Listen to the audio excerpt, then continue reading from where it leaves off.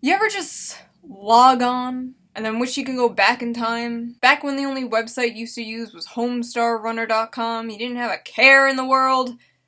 Because same.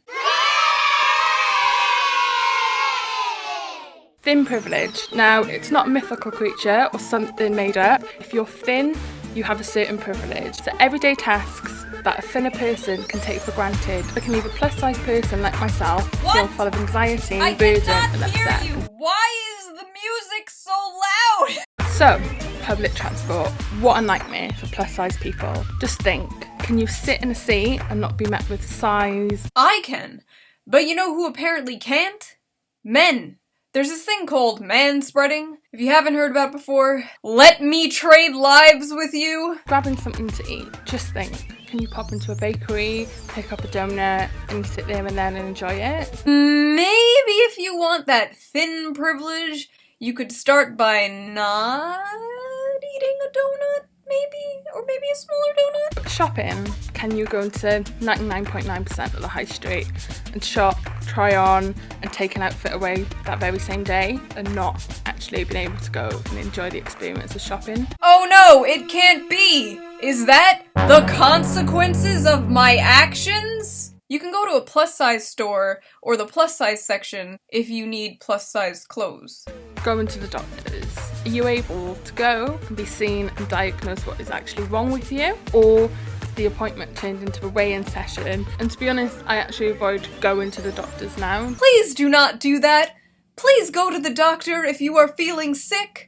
Oh my god! Just because someone's smaller, just in the same way as someone's bigger, there's no way that you could diagnose someone's health just by looking at them. My mom is a diabetic, and my dad had heart surgery in his 40s. They are both relatively thin people. And since doing YouTube full-time, the only thing I ever work out is my fingers furiously debunking the wage gap 300 times. If I don't fix my lifestyle, I will probably die in the next 20 years. Honestly, not fast enough! So she's absolutely right that you can't tell what's wrong with somebody just by looking at them, but a doctor can. Doctors don't just fucking look and diagnose you. And yes, your weight could be what's causing the problem. Being anorexic comes with serious health issues.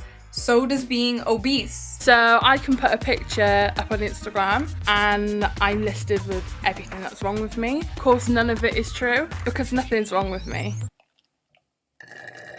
You wouldn't go up to a thin person or comment on pictures listing off all the health problems that they may or may not have. Yet again, another privilege. Whatever post those were posted on, clearly you were spouting similar rhetoric to what you're spouting in this video. That's not an excuse for people just mocking you, but they're clearly responses to things you're saying. There's this belief that, like, obese people just need tough love in order to lose weight, and that's not true.